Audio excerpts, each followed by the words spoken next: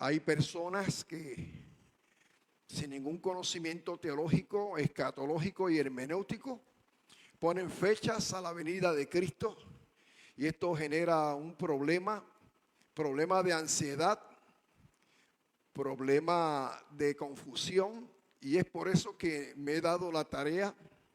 Hermano, yo llevo desde 1985 trabajando y haciendo estudios, lo que llamamos de apología, y este es uno de ellos. Así que, William, ¿puedo entrar a la pantalla? ¿Verdad que sí? Ok, vamos a ver, como dice la pantalla, hablamos la semana pasada de Mateo 24 y entramos en la segunda venida de Cristo. Jesús está con sus discípulos y surge la pregunta, una pregunta muy bien formada, y la pregunta tenía validez por los apóstoles porque ellos esperaban ansiosamente el establecimiento del reino de Cristo en la tierra. Y por eso le dicen a Jesús, cuando están en el templo, ese templo que edificó Herodes, le preguntaron tres preguntas, ¿no? Y las preguntas que le hacen los discípulos es: ¿cuándo serán estas cosas? ¿Y qué señal habrá de tu venida y del fin del siglo? Entonces Jesús, ya desde el versículo 4, va estableciendo lo que entendemos que son las señales de la segunda venida de Cristo. Y nos envolvimos a vuelo de pájaro, y hoy vamos a hablar un poco más profundo de lo que es la segunda venida de Cristo. Entonces Jesús le dice: nadie os engañe, porque oirán de guerras y rumores de guerra. Y hablamos de cómo Jesús va llevando la conversación.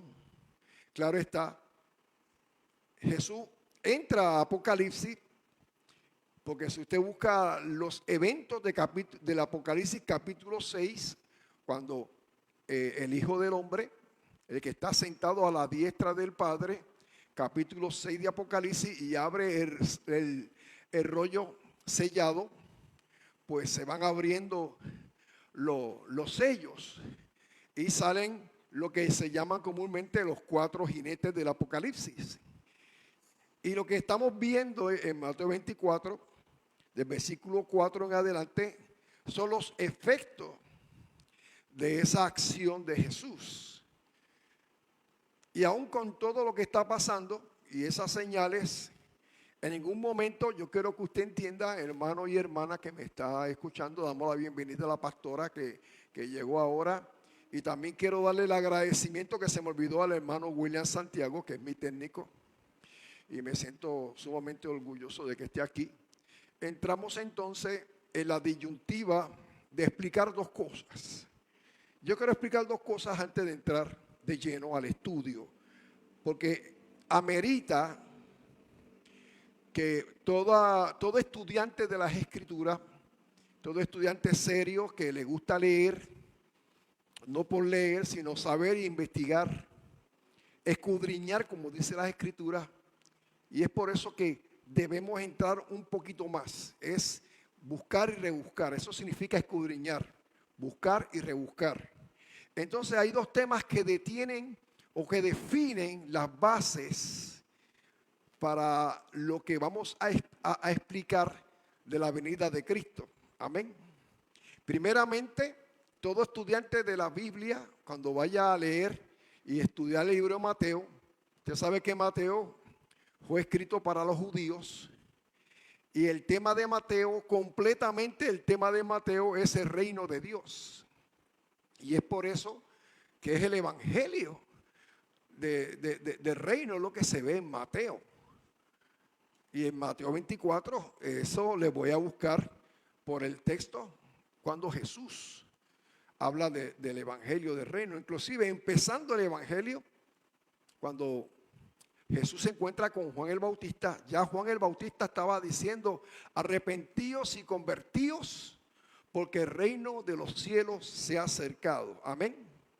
Entonces debemos entender que el evangelio del reino es el mensaje de que Dios iba a establecer en esta tierra el reinado de Cristo, del Hijo de Dios, como cumplimiento a la alianza con David. Recuerden que Dios establece pactos con el pueblo de Israel, y uno de esos pactos es con la casa de David, otro pacto es con la casa, que es con Abraham, y otro pacto es con la tierra. Entonces, cuando aparece el Bautista en Mateo 3:2, para los que apuntan, aparece Juan: arrepiéntense porque el reino de los cielos está cerca. Ese fue el mensaje que trae el Bautista. Entonces, cuando buscamos en Mateo 9:35, otro texto bíblico que usted debe apuntar y buscar en sus escrituras, en su Biblia, es que recorría Jesús todas las ciudades y aldeas, enseñando en las sinagogas y predicando. ¿Qué? ¿Qué predicaba Jesús? El evangelio del reino. Y sanaba toda enfermedad y toda dolencia. Eso está en Mateo 9:35. Pero no termina ahí. Cuando Jesús envía a sus discípulos, les dio instrucciones diciendo: por camino de gentiles no vayáis, en ciudad de samaritanos no entréis, sino id primero a las ovejas perdidas de Israel. Entonces ya estamos entendiendo un poquito más de lo que estaba hablando el Mesías. Y díganle donde entren a las ciudades que el reino de los cielos se ha acercado. Mateo 10:5-7. Ya en Mateo 15:24, para los que apuntan, Mateo 15:24, lo bueno es que ustedes van a tener algo bien interesante. Van a tener el video y puede darle para adelante y para atrás, ponerle pausa y buscar las citas bíblicas. Jesús dice: no soy enviado sino a las ovejas perdidas de Israel. Entonces, cuando usted mira en el contexto del reino, Jesús estaba totalmente comprometido con el evangelio del reino, y a los discípulos los envió para que predicara el evangelio del reino. Amén. Imagínense si Israel hubiera aceptado al Mesías en su tiempo, se hubiera establecido el reino de Dios.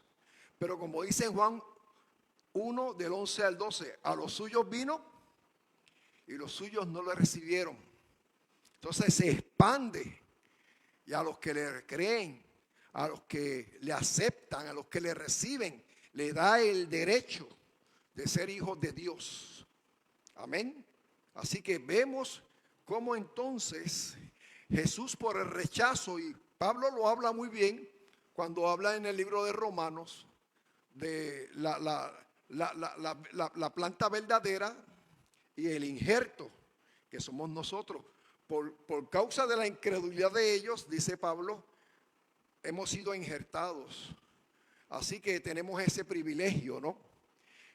Y es por eso que cuando entendemos y miramos las escrituras, ¿se acuerdan el pasaje de Jesús que iba caminando y una muchacha, como dicen aquí, como un jiribillo, detrás de Jesús, bien insistentemente? Jesús, sana a mi hija. Ella era gentil, era una sirofinesa, era una mujer cananea, y le pedía un milagro a Jesús, y Jesús no le hacía caso, porque él estaba en la misión de llevar el pan, y así lo dice: no esté bien que yo le dé el pan de los hijos a los perros.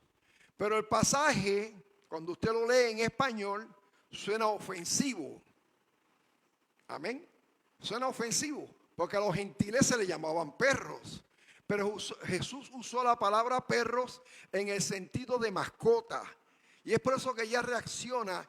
Es que las mascotas también comen de las migajas que caen de la mesa de sus amos. Entonces vemos aquí, y hay que entender, cuando vayamos en Mateo, lo que significa el evangelio del reino.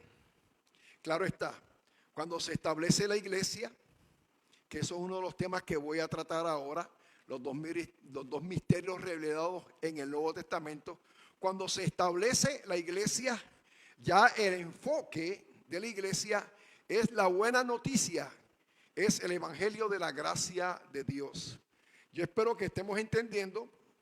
Estoy tratando de hacerlo lo más cómodo para ustedes. Y si nos vamos a la pantalla, vemos que el título que tiene, el encabezado, es dos misterios revelados en el Nuevo Testamento.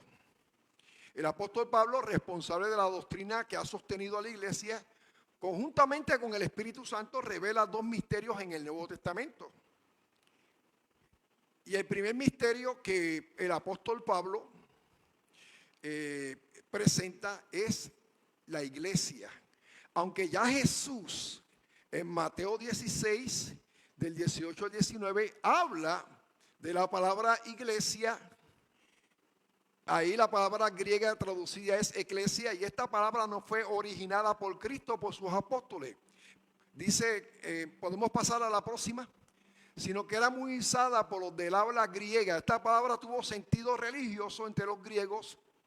Nunca tuvo un sentido religioso entre los griegos, porque literalmente significaba los llamados afuera. Era cuando se reunían los políticos y había una convención de políticos. Ahí estaba la iglesia, según en el contexto de los griegos.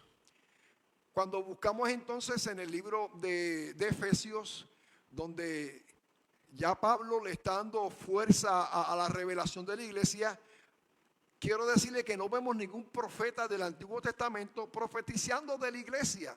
El hecho de que Dios iba a formar un cuerpo formado por gentiles y por judíos. Voy a buscar ese pasaje en el libro de Efesios, que los que tienen sus Biblias pueden entrar conmigo. En el libro de Efesios 3, 1 al 11. Y quiero leerlos con ustedes, si están dispuestos a leer conmigo, a tomar nota. Dice así. Vamos a leer del versículo 2, no del 1. Dice, así que si es que habéis oído de la administración de la gracia de Dios que me fue dada para con vosotros. Miren qué interesante, que por revelación me fue declarado el misterio, como antes lo he escrito brevemente, leyendo lo cual podéis entender cuál sea mi conocimiento en el misterio de Cristo. Y se sigue repitiendo la palabra misterio. Misterio que en otras generaciones no se dio a conocer a los hijos de los hombres, como ahora es revelado a los santos apóstoles, profetas por el Espíritu. ¿Y cuál es ese misterio? El versículo 5, el 6, que los gentiles son coherederos y miembros del mismo cuerpo, copartícipes de la promesa en Cristo Jesús por medio del Evangelio. Y sigue el 7, del cual yo fui hecho ministro por el don de la gracia que Dios me ha dado según la operación de su poder. Hermano, cuando usted busca la iglesia en el Viejo Testamento, no aparece la iglesia. Cuando usted busca la iglesia en Mateo 24, no aparece la iglesia. No aparece la iglesia. Cuando usted busca la iglesia, aun cuando Jesús habló de la iglesia y habló como que la establece con poder, porque dice que las puertas del infierno no prevalecerían contra la iglesia. Pero eso ocurre cuando en el libro de los Hechos capítulo 2, ahí se establece la iglesia. ¿Recuerdan aquel pasaje cuando Jesús les dice a sus discípulos, muchos de los que están aquí, ¿se recuerdan el pasaje? No verán muerte hasta que hayan visto venir el reino de Dios con poder y gloria. Que muchas predicaciones escuchamos, ¿verdad? De la última generación. Me acuerdo de Gigi Ávila, y Dios lo bendiga. Gigi está en el cielo, en el paraíso. Y cuando suene la trompeta, Gigi va a ser de los primeros, porque los muertos en Cristo resucitarán primero. Pero Gigi esperaba el rapto en su época, como Pablo esperaba el rapto en su época. Amén. Y es importante que entendamos, hermanos, que lo que las personas dicen y revelan tiene que pasarlo por el proceso de las Escrituras. No podemos tirar fechas a lo loco como ha pasado, y lo que ha creado es confusión. Amén. Y yo escuché de los labios de Gigi esa prédica que hablamos la semana pasada desde mi casa, que estaba transmitiendo, como Gigi, usando las fechas de 1948, cuando Israel se hace una nación independiente, empezó a contar desde esa fecha. Una generación pasó una generación y estamos ya en 2 generaciones y no sabemos en qué quedó lo de la última generación. Hermano, ni la hora ni la fecha, nadie lo sabe, sino el Padre, ni el Hijo ni los ángeles, hermanos. Así que no podemos darnos el lujo de establecer fechas. Otro misterio que Pablo habla, y voy a vuelo de pájaro porque quiero entrar en el tema del arrebatamiento, es el rapto de la iglesia. William, cuando puedas me pasa. Dice, el otro gran misterio es el rapto, y debo explicar que hay 2 excepciones para muchos, como ubican los 2 testigos de Apocalipsis 11. A continuación, tírame la continuación. Miren, en el libro de Génesis 5:21 al 24 y Hebreos 11:5 al 6 nos habla del primer arrebatado. El primer arrebatado se llama Enoc. Amén. Dice en Hebreos que no fue traspuesto para no ver muerte. Así que tenemos indicio de personas llevadas al cielo vivas, y el otro que fue llevado vivo fue Elías. En Segunda de Reyes, capítulo 2, del 11 al 12, dice que vino un carro de fuego y se llevó a Elías. ¿Símbolo de qué? Símbolo del acontecimiento que nosotros estamos esperando. El que suene la trompeta, el arrebatamiento de la iglesia. La palabra rapto no existe en las escrituras. Y la gran confusión de todos los detractores de los que hablan mal del rapto es por la palabra rapto. Y yo voy a dejarles a ustedes y a los detractores en los comentarios, cuando termine la grabación, en los comentarios de los padres de la iglesia, escuchen bien, voy a dejarle a ustedes los padres de la iglesia, y no estoy hablando de 1830 y pico o 30 y algo, cuando se habló de Margaret MacDonald o de John Darby.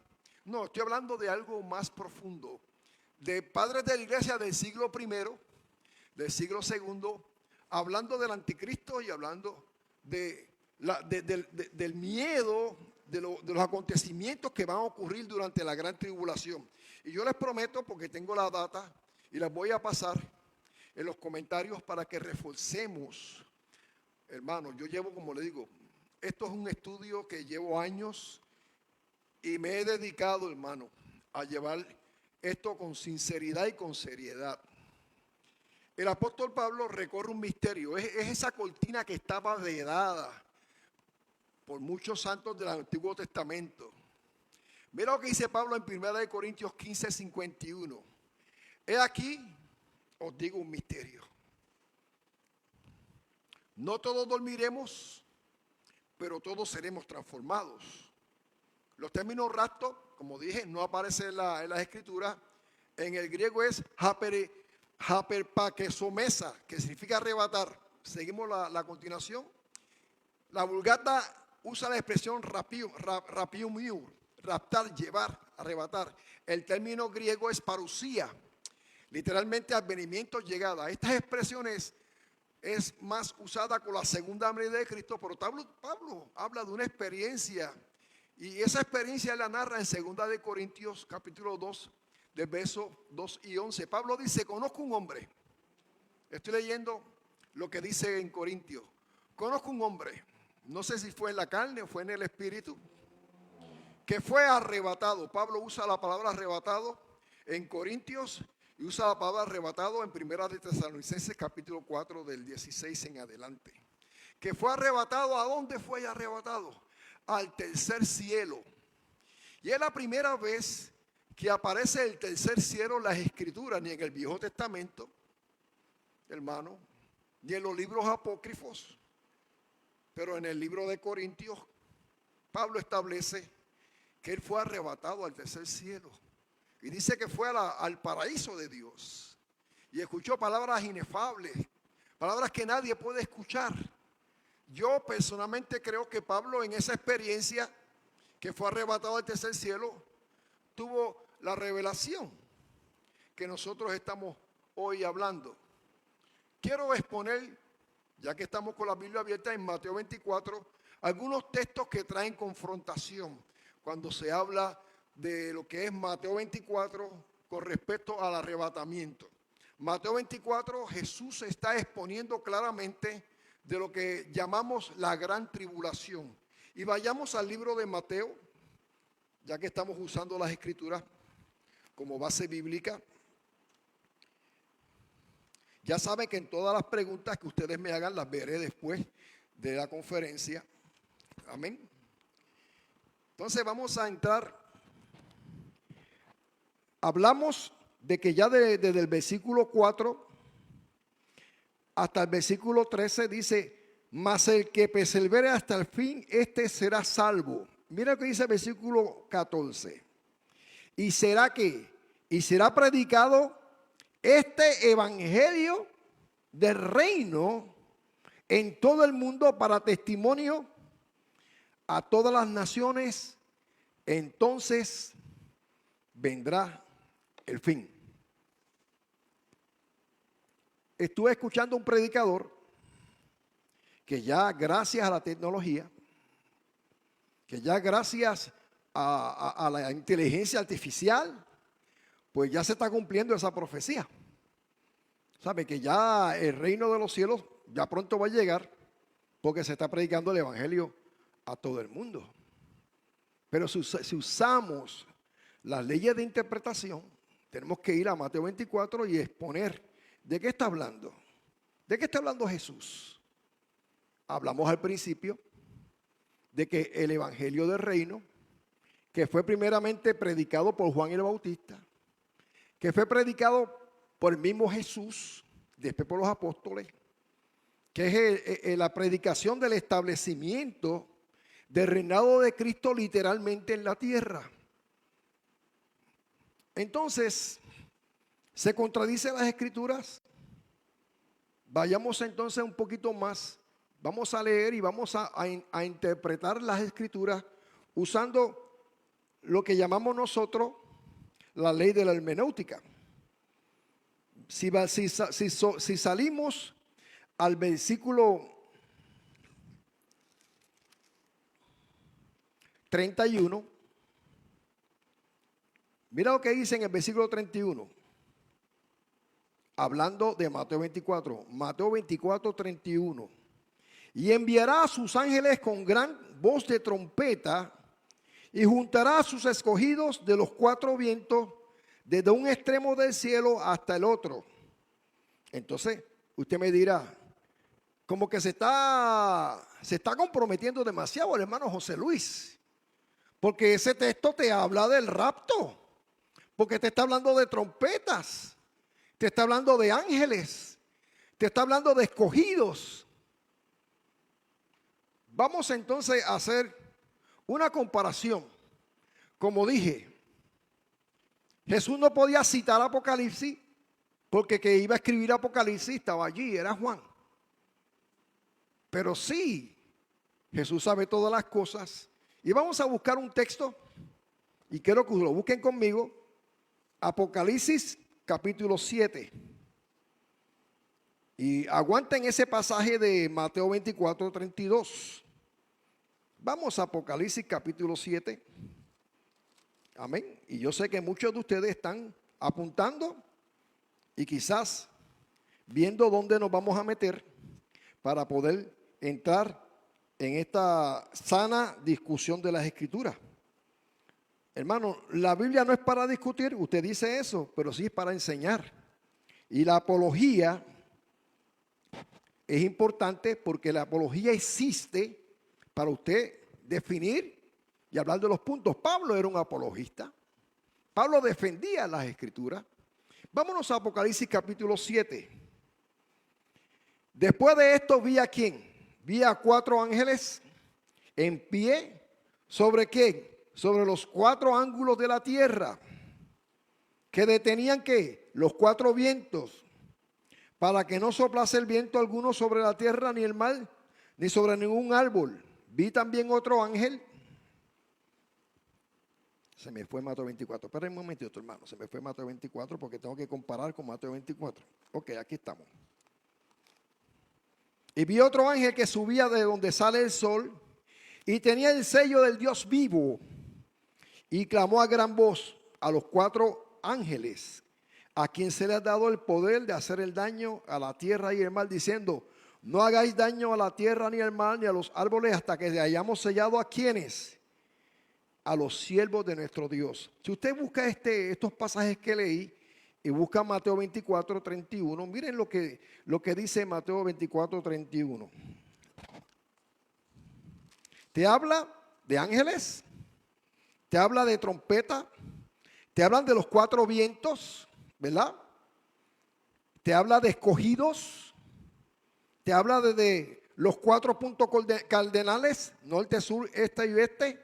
Entonces, ¿de qué estamos hablando? Para que el evangelio del reino sea esparcido. Si usted busca el texto, está hablando de los escogidos de Dios, llamados los 144,000. Los 144,000, si vamos a capítulo 14 de Apocalipsis, vemos que están parados en el monte de Sión y cantan un cántico que solamente ellos pueden cantar. Dice la escritura que son personas especiales, vírgenes, así como Jesús. Su ministerio fue tan fluido y tanta entrega que ellos se dedicaron ¿a qué? A esparcir ¿qué? ¿Qué predicaban los hermanitos misioneros? Predicaban el evangelio del reino. El evangelio del reino es que en la gran tribulación, que ya no está la iglesia, no aparece la iglesia, hermanos. Lo que está más cerca al final de la gran tribulación, que es la última semana de las 70 de Daniel, es el milenio. Entonces sí, vemos que el reino de los cielos se ha acercado. El evangelio del reino es que cuando termine la gran tribulación se va a entrar ¿a dónde? Al milenio. Hermano William, ¿me puedes pasar el mapa? Vamos a ver algo aquí. Les traje un mapa y quiero compartirlo con ustedes. Ajá. Ustedes disculpen, estamos bregando con situaciones técnicas. Ahí está el mapa. Amén. Vamos a ver el mapa. No sé si lo están viendo ustedes. Deja que se desfrice todo lo que estamos aquí hablando. Amén. Vamos a sacarle el anuncio de Harley Parker. Ajá. Tú me dices, William. Tiene un anuncio ahí en medio. Ajá. Vamos a sacar ese anuncio.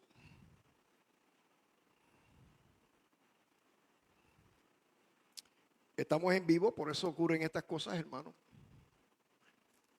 Vamos entonces a entrar de nuevo a lo que aparece en el mapa. Quiero hablarles de el evangelio del reino. Cuando la iglesia sea llevada al cielo, lo que llamamos el evangelio de la gracia desaparece. Porque el que tiene el poder y el beneficio de la gracia, aparte del Espíritu Santo, ese evangelio es el que predica a la iglesia. Jesús encomendó a su iglesia después, en el poder de la resurrección, le dicen: vayan ahora no a las ovejas de Israel, vayan por todo el mundo y prediquen el evangelio a toda criatura. El que creyere y fuera bautizado será salvo, pero el que no creyere será condenado. Cuando miramos este diagrama, no sé si ustedes lo pueden percibir, aquí como lo veo yo. Ok, vemos que este es el diagrama de Apocalipsis. No estoy hablando de las dispensaciones, no, estoy hablando del diagrama de Apocalipsis. Y vemos que la época actual es la época de las iglesias, cuando el apóstol Juan, en la experiencia del escenario de Patmos, yo quiero decirle, hermano, que Juan no interpreta Apocalipsis. Juan escribe y Juan revela. Amén. Yo no estoy hablando de interpretación de Juan, estoy hablando de lo que Juan ve. Y Juan recibe de parte del que está allí con aquella figura soberbia, poderosa, Jesús en el poder de la resurrección, y le dice que le escriba a 7 iglesias.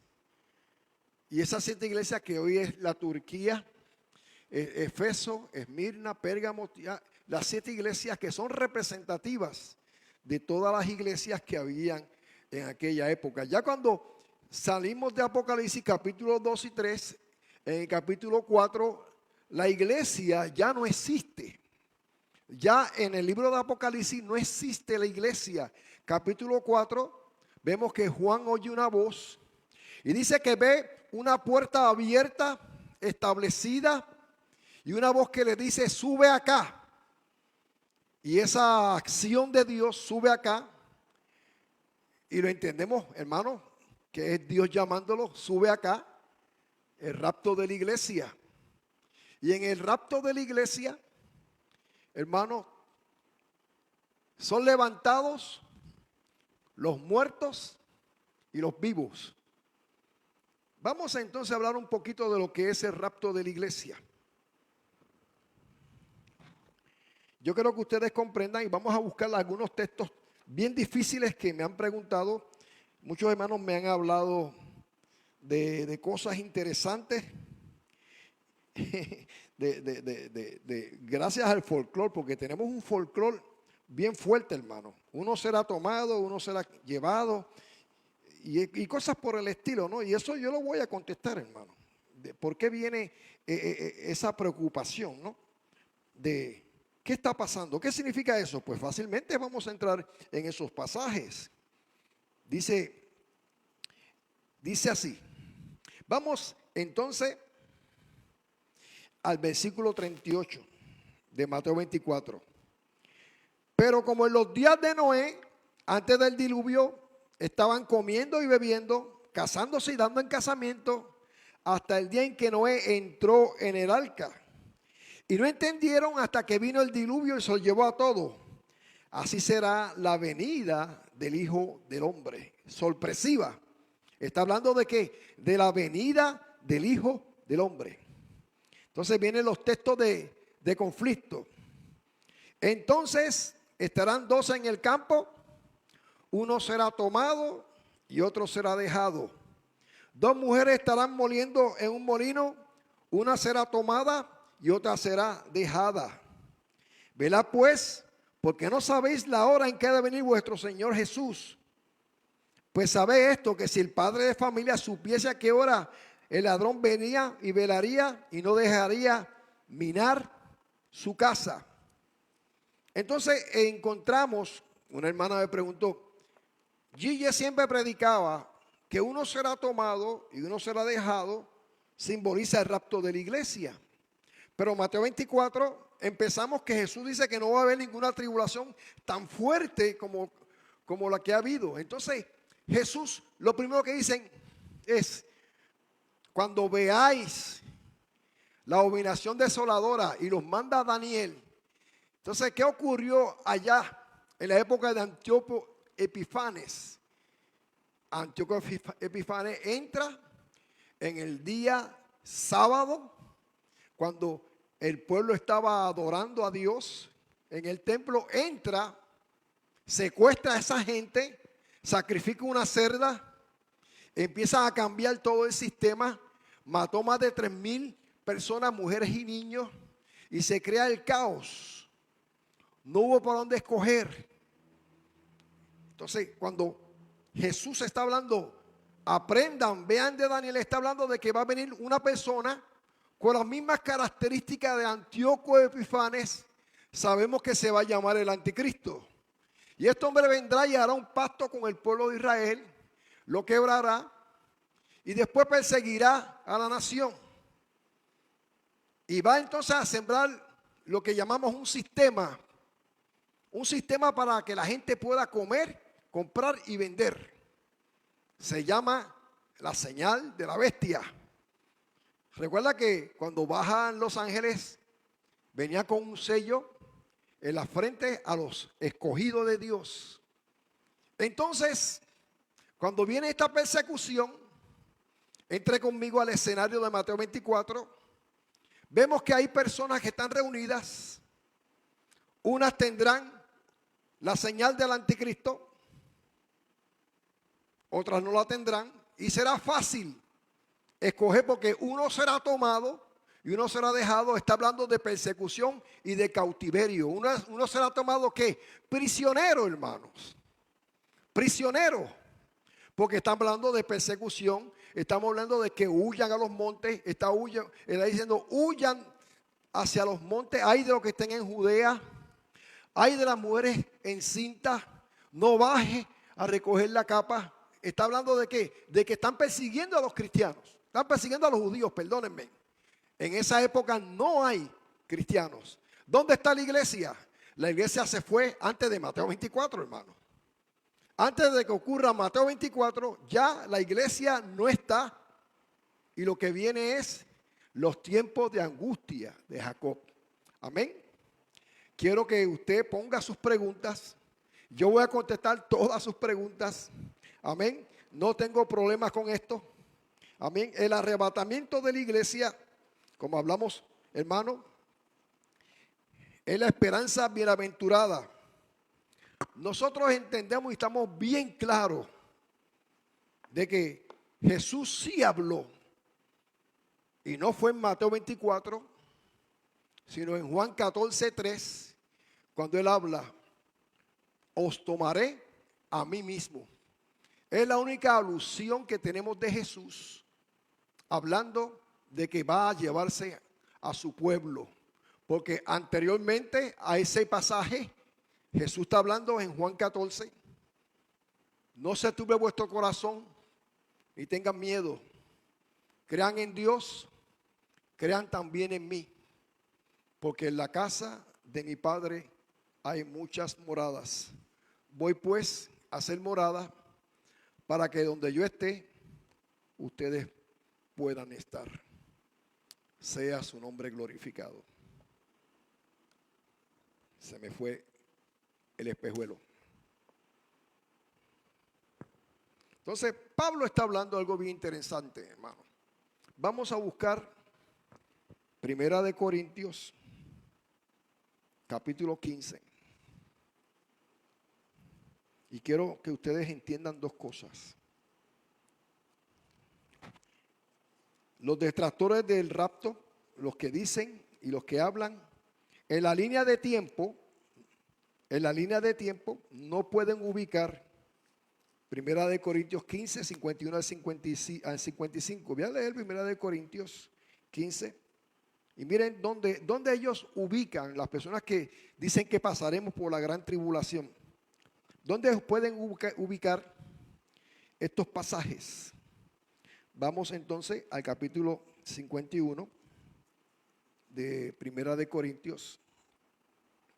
He aquí, hablando Pablo, he aquí, os digo que un misterio. ¿Recuerda lo que dijo Pablo? Un misterio no revelado.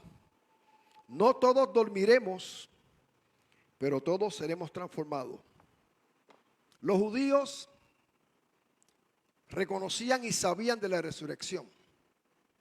Ya desde el libro de Job, leemos que Job dijo, yo sé que mi Redentor vive y sé que le veré con estos ojos y aún deshecha mi piel, mis ojos verán a Dios.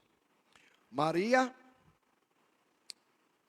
en la tumba de Lázaro, siempre me confundo si es Marta o María, le dice, yo sé que resucitará en el día postrero.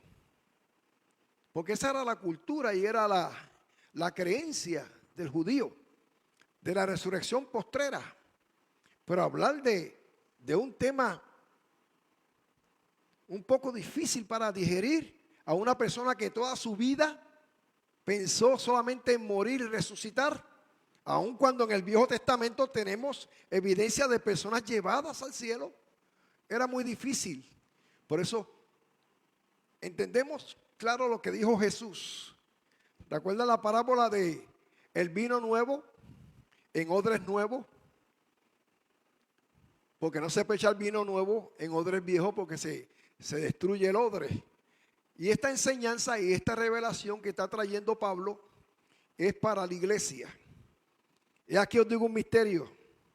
No todos seremos, pero dormiremos, pero todos seremos transformados en un abrir y cerrar de ojos. A la final trompeta. Porque ¿qué? Se tocará las trompetas. Los muertos serán resucitados incorruptibles y nosotros seremos transformados. Mira lo que dice Pablo. Seremos llevados a la final trompeta. Entonces, si hay una final trompeta, debe haber una primera trompeta. Estamos hablando de 2 toques de trompeta, hermano José Luis. Pues claro, estamos hablando de 2 toques de trompeta. En el libro de Números, capítulo 10, para los que copian, Dios ordena a Moisés hacer 2 trompetas de plata. Y esas trompetas de plata, una era para convocar al pueblo de Israel, y el segundo toque de trompeta era para que el pueblo de Israel marchase. El primer toque de trompeta, dice Pablo, los muertos en Cristo serán resucitados. Pablo entonces se mete entre los que van a ser arrebatados, más nosotros los que estemos vivos, seremos ¿qué? Seremos arrebatados juntamente con ellos. Hay muchas preguntas que van a quedar en el tintero y yo las voy a contestar en el nombre de Jesús. Esperen la contestación mía porque me quedan 3 minutos, es hasta las 2 minutos, es hasta las 7:30. Yo voy a contestar las preguntas conforme vayan llegando. Y las preguntas que ustedes van a tener son de lo que siempre se ha enseñado. Lo que es el arrebatamiento, los muertos en Cristo.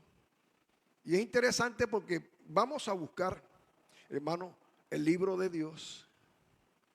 Y vamos a entrar en lo que es la exégesis y en la hermenéutica. No sacar un texto fuera de contexto, sino entrar en el texto y entrar en el contexto.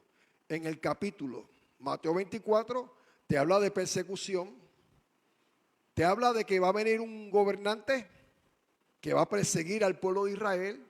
Claro está, Mateo 24 nos tira directamente a Apocalipsis capítulo 6. Lo único es que, como dije al principio, Jesús no puede decirle a Juan, este tema tú lo vas a tratar en tu libro. Tampoco Pablo pudo leer el Apocalipsis porque el Apocalipsis se escribió 40 años después de morir Pablo. Entonces Pablo no podía establecer 2 cosas. Pero en la línea de tiempo, hermano, en la línea de tiempo, Primera de Corintios 15, 51 al 53, 54, Primera de Tesalonicenses 4, 16 al 20, no encaja en los que están hablando y están desafiando la doctrina del arrebatamiento. Inclusive, y con esto cierro, la final trompeta que hablamos ahora, las iglesias reformadas dicen que esa final trompeta es la 7ª trompeta de Apocalipsis. Y vamos a ver la semana que viene que la trompeta de Apocalipsis, la 7ª trompeta de Apocalipsis, los elementos que trae esa trompeta no se asemejan en nada a lo que establece Pablo. No hay resurrección de muertos, no hay arrebatamiento de santos, simplemente hay toda la gloria y toda la honra es para el Señor. Así que damos la gloria al Señor, damos las gracias a la pastora que está aquí con nosotros. Me gustaría que ella dirigiera, amén, nuestra despedida, amén. Y vamos a cerrar en este momento. Y sé que van a haber muchas preguntas. A mí la Biblia me contesta mis preguntas, hermanos. Amén.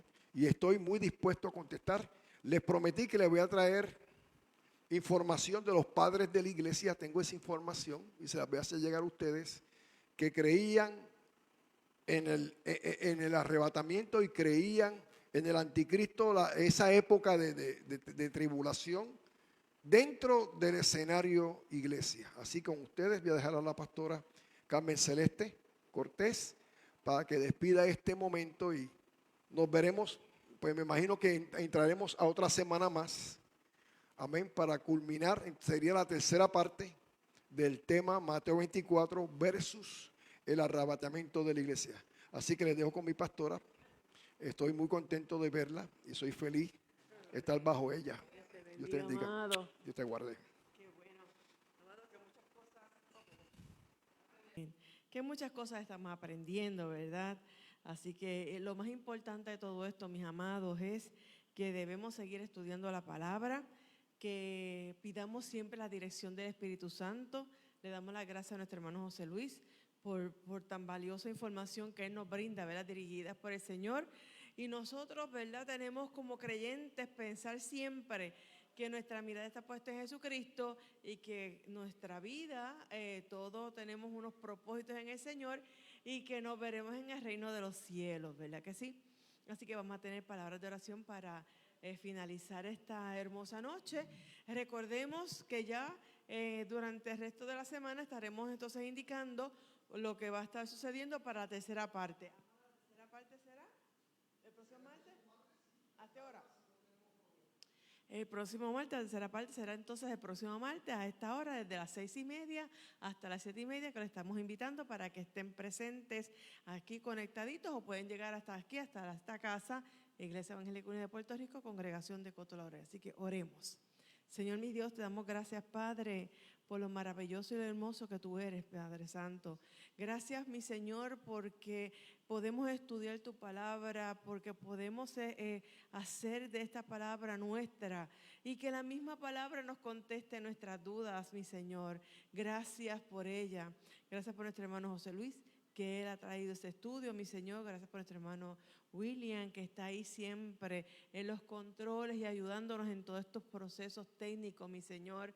Y bendiciones a cada uno de los que están por ahí en nuestra página, escuchando este estudio, esta rema de Dios, mi Señor. Te pedimos, Padre, que ya en breve cuando salgamos seas tú quien nos acompañes a nuestros hogares. En el nombre del Padre, del Hijo y del Espíritu Santo. Amén, amén y amén.